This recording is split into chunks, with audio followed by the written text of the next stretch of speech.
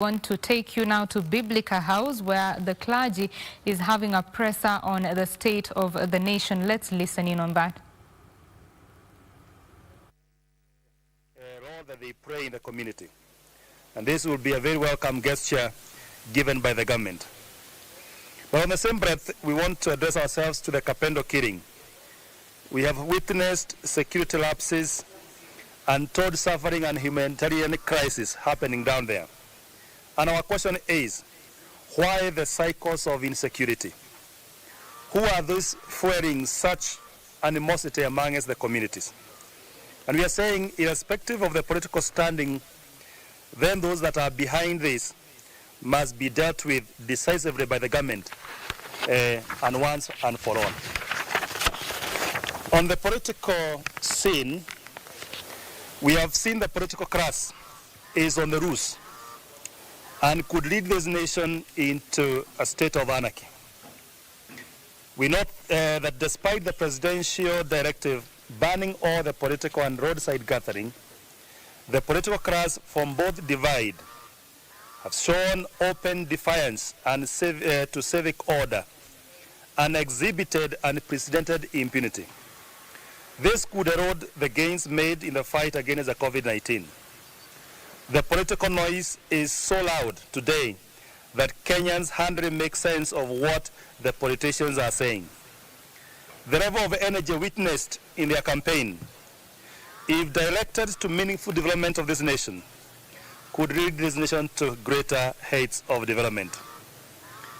We know that churches had to forego the New Year night vigils, commonly known as caches. The churches have also forgone the open-air crusade in full compliance with the guidance given by the government and the Minister of Health. And we're asking, how come the government is unable to obey its own directive, but demand the ordinary Kenyans to comply?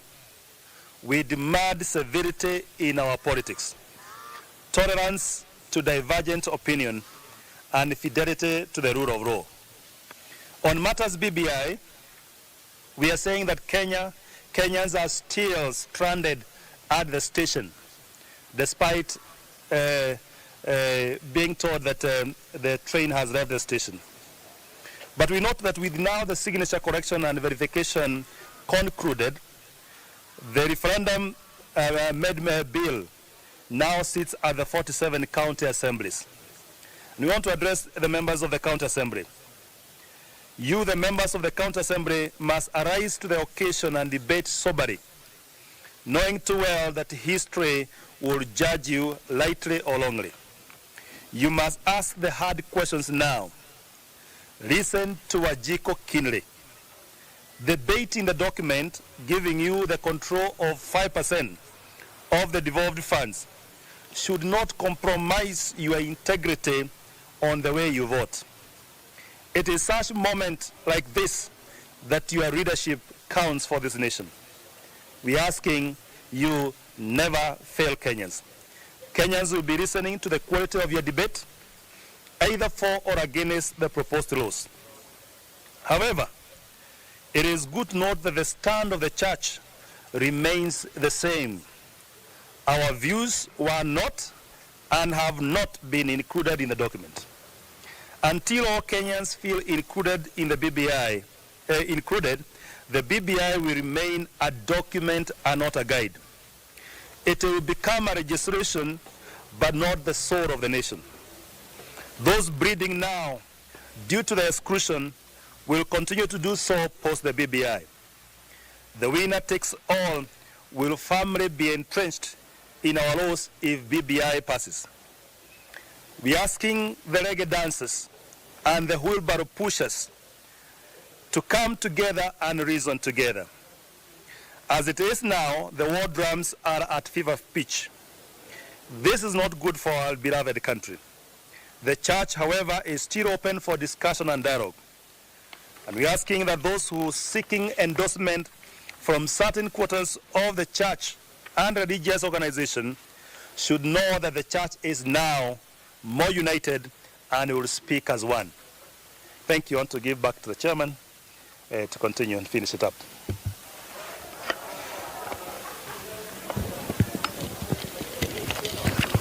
On matters school children, we want to appeal to Professor Magoha, stop speaking tough and act. There are many children still at home because they cannot afford to pay school fees.